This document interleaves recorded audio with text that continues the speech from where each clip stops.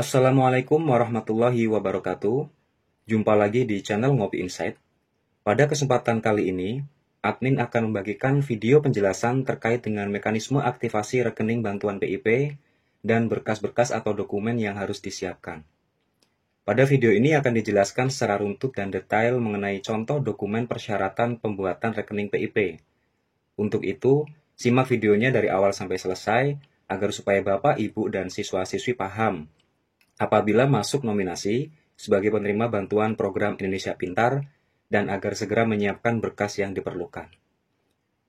Seperti yang telah diinformasikan melalui halaman PIP Kemdikbud, para penerima program PIP diharapkan segera melakukan aktivasi rekening agar dapat menerima manfaat yaitu berupa benefit dari PIP Kemdikbud.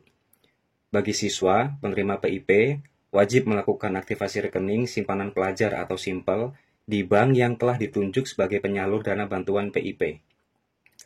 Aktivasi rekening PIP sangat diperlukan dan akan fatal akibatnya jika tidak segera dilakukan hingga batas waktu yang telah ditentukan. Karena jika sampai batas waktu itu siswa belum melakukan aktivasi rekening PIP, maka peserta didik baik dari jenjang SD, SMP, SMA, atau SMK dipastikan tidak akan menerima manfaat dari PIP.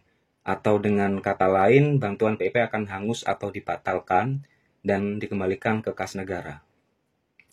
Nah, perlu diketahui, yang wajib melakukan aktivasi rekening PIP adalah siswa dari jenjang SD, SMP, SMA, ataupun SMK yang baru dinyatakan sebagai penerima PIP atau penerima yang mengganti rekening.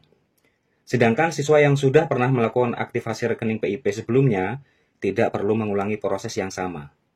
Baiklah, cara aktivasi rekening PIP Kemdikbud itu terbagi menjadi dua cara, yaitu yang pertama, aktivasi PIP secara mandiri ke bank penyalur.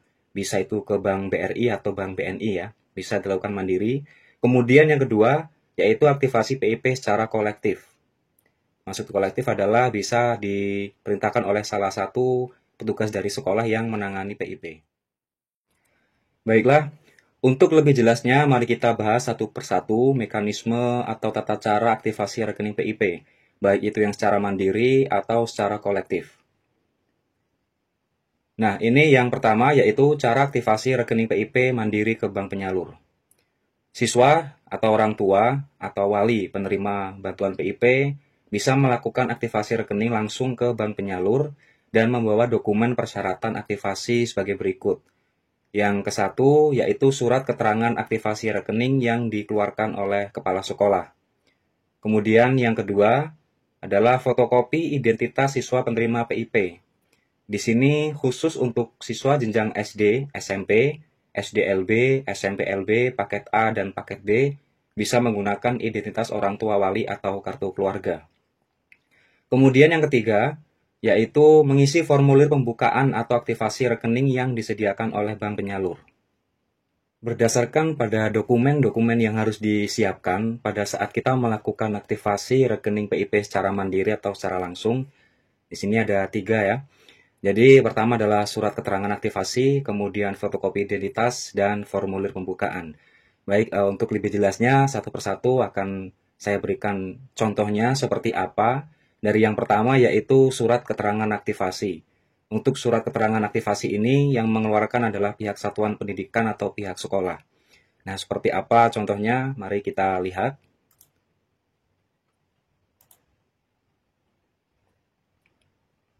Nah, ini adalah contoh dari surat keterangan aktivasi rekening simpel dan kartu kredit ya. Ini adalah formatnya.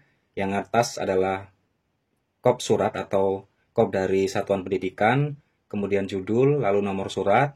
Selanjutnya ada tulisan yang bertanda tangan di bawah ini, nama, NIP, jabatan, kemudian nama satuan pendidikan. Ini diisi dengan nama dari kepala satuan pendidikan atau kepala sekolah. Kemudian selanjutnya di sini tertulis, dengan ini menerangkan bahwa nama-nama tersebut di bawah ini adalah benar peserta didik dan yang bersangkutan sebagai penerima PIP ya. Ini menjelaskan bahwa nama yang ada dalam daftar ini nanti atau yang diisi pada tabel itu adalah nama siswa yang aktif dan memang mendapat bantuan PIP. Kemudian di sini tertulis juga, demikian surat keterangan ini dibuat untuk digunakan sebagai salah satu persyaratan untuk melakukan aktivasi rekening simpel dan kartu debit di bank penyalur. Lalu ada tempat tanggal dikeluarkan surat, tanda tangan, dan stempel. Ini diisi oleh kepala sekolah sesuai dengan keterangan pengisian. Oke, ini contoh dari surat keterangan aktivasi rekening simpel ya, atau pembuatan rekening. Kemudian kita lanjut.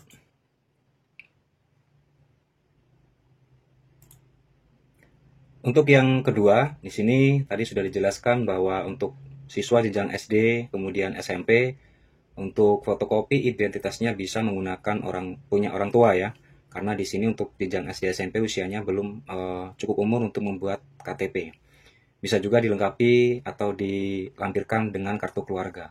Kemudian yang ketiga yaitu formulir pembukaan atau aktivasi rekening. Di sini ada dua. Untuk jenjang SD SMP itu menggunakan formulir atau bank penyalurnya adalah Bank BRI. Kemudian untuk SMA atau SMK itu menggunakan bank penyalurnya adalah Bank BNI. Contoh untuk formulir pembukaan rekening untuk BRI, di sini yang diisi oleh jenjang SD SMP kita lihat. Nah, ini adalah contoh formulir pembukaan atau pembuatan buku rekening dari Bank BRI. Bisa dilihat ya. Di sini agak buram karena ini adalah scanan.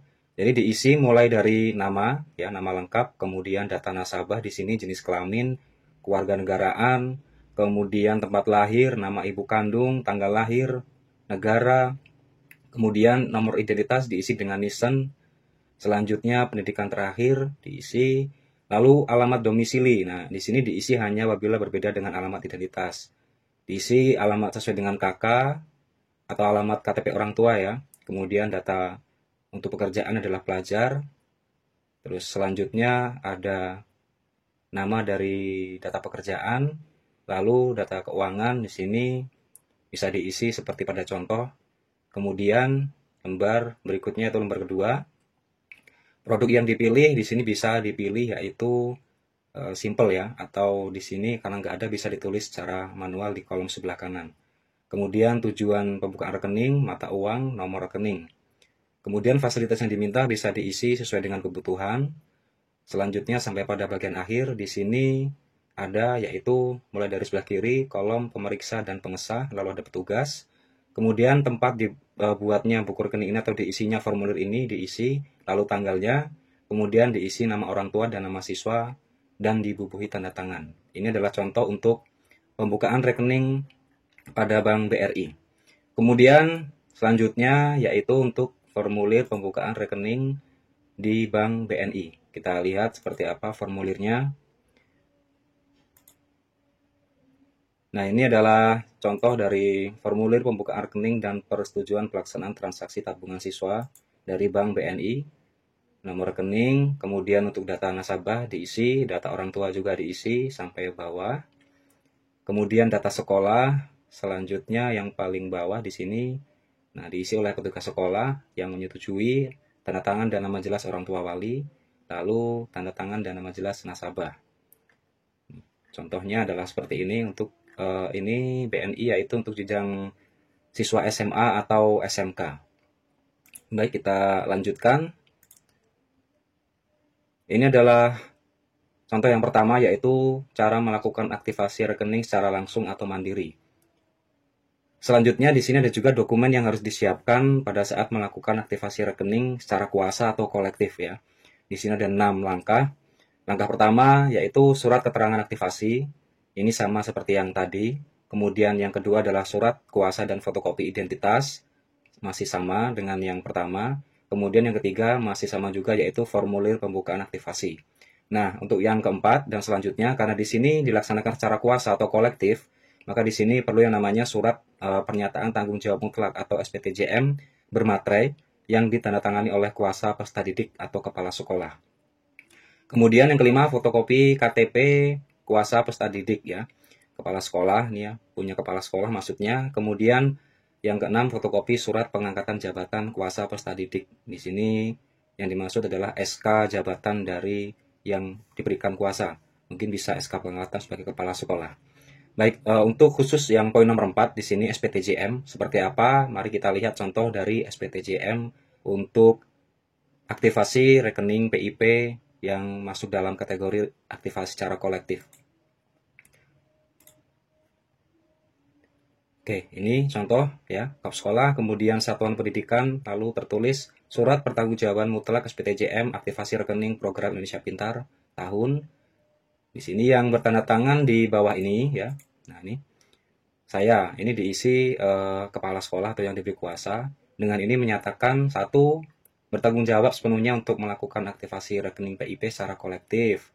Kemudian yang kedua, bertanggung jawab memberikan buku rekening PIP kepada siswa penerima dana PIP sesuai surat kuasa aktivasi rekening dalam waktu paling lambat 5 hari. Kemudian yang ketiga, apabila di kemudian hari terjadi tuntutan hukum, baik pidana maupun perdata, terkait dengan aktivasi rekening PIP secara kolektif ini, maka saya siap bertanggung jawab. Demikian pernyataan kesanggupan dan tanggung jawab mutlak ini dibuat dengan kesadaran dan penuh tanggung jawab. Ada tempat dan tanggal dibuatnya surat, lalu ada tanda tangan kepala sekolah atau bendahara. Kemudian yang bawahnya masih ada lampirannya, yaitu surat kuasa kolektif aktivasi rekening ya. Yang bertanda tangan di bawah ini nama peserta didik, ada tabel ya, kemudian nama sekolah, kelas, SK penyaluran, dan tanda tangan siswa. Di bawahnya adalah peserta didik penerima bantuan PIP tahun ya. Selanjutnya disebut pemberi kuasa. Dengan ini memberikan kuasa kepada, nah ini adalah identitas dari yang diberi kuasa. Selanjutnya disebut penerima kuasa. Lalu selanjutnya di sini dengan surat ini saya sebagai pemberi kuasa memberikan kuasa kepada penerima kuasa untuk yang A melakukan aktivasi rekening, B melakukan pengambilan dana bantuan secara tunai, dan seterusnya. Lalu ada tempat tanggal dibuatnya surat penerima kuasa, bermaterai dan tanda tangan. Oke, ini adalah contoh dari SPTJM.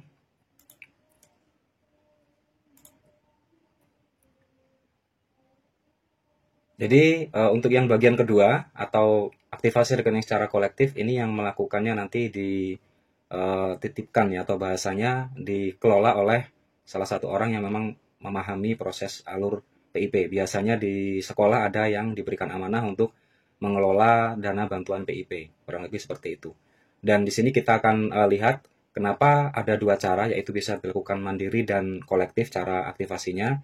Nah, di sini ada syaratnya ya. Syarat aktivasi rekening simpel PIP secara kuasa, di sini ada 4 ya. Yang pertama, siswa bertempat tinggal di daerah yang kondisinya sulit untuk mengakses ke bank penyalur. Jadi terkait dengan akses jalan mungkin yang susah atau jauh ya. Kemudian yang kedua, peserta didik bertempat tinggal di daerah yang kondisi transportasi umum itu sulit. Yang ketiga, peserta didik tidak memungkinkan untuk mengaktifasi rekening atau pengambilan dana secara langsung. Kemudian yang keempat, peserta didik pada jenjang SD SMP, SDLB, SMPLB paket A dan paket B yang belum cakap hukum dan orang tua wali berada di daerah atau negara lain dalam waktu yang relatif lama, sedang sakit yang menyebabkan tidak dapat melakukan aktivitas normal. Ini juga bisa untuk melakukan aktivasi rekeningnya secara kuasa. Di sini ada catatan, aktivasi rekening secara kuasa didasarkan kehendak dan persetujuan dari peserta didik atau orang tua atau wali yang dibuktikan dengan surat kuasa yang tadi sudah saya tampilkan ya. Kemudian ini bank penyalur ya. Jadi bank penyalur PIP itu yang pertama ada Bank BRI, yang kedua Bank BNI, dan yang ketiga di sini khusus jenjang Provinsi Aceh ya, itu adalah BSI atau Bank Syariah Indonesia. Kemudian dokumen yang diterima setelah aktivasi rekening dari unit bank penyalur itu yang pertama berupa buku tabungan simpanan pelajar, kemudian yang kedua juga bisa membuat debit ATM ya. Nah, di sini kita akan mengambil kesimpulan. Jadi cara aktivasi rekening PIP itu ada dua ya. Ada dua cara. Yang pertama adalah mandiri, yang kedua adalah kolektif. Dan syarat-syaratnya di sini sudah tertulis. Ini adalah yang mandiri. Yang pertama yaitu membawa surat keterangan aktivasi rekening simpel PIP dari kepala sekolah. Kemudian yang kedua membawa KTP, KK, surat domisili orang tua atau wali. Yang ketiga mengisi formulir pembukaan rekening simpel PIP dari Bank BRI atau BNI. Kemudian kesimpulan kedua yaitu cara aktivasi rekening PIP secara kolektif ya. Syarat-syaratnya adalah yang pertama surat kuasa, kemudian yang kedua sama formulir pembukaan rekening, yang ketiga surat keterangan aktivasi rekening simpel PIP dari kepala sekolah, yang keempat adalah SPTJM yang bermaterai dan ditandatangani wali peserta didik, yang kelima fotokopi KTP wali peserta didik, yang keenam fotokopi surat pengangkatan jabatan atau SK. Jadi kurang lebih langkah-langkah untuk melakukan aktivasi rekening ini sudah saya jelaskan. Apabila ada yang belum paham terkait dengan berkas-berkas ini mintanya di mana, silahkan bisa ditulis di kolom komentar. Kemudian nanti akan saya bantu ya. Dan jangan lupa ya, like video ini, kemudian share ke teman-teman yang lain atau orang tua peserta didik yang lain supaya mendapatkan informasi terkait dengan cara aktivasi rekening PIP ya. Dan bagi yang baru bergabung, jangan lupa untuk di-subscribe channel Ngopi Insight agar kedepannya bisa selalu update memberikan informasi dan berbagi cara, yaitu terkait dengan bantuan program Indonesia Pintar. Sekian video pada kesempatan kali ini. Terima kasih. Wassalamualaikum warahmatullahi wabarakatuh.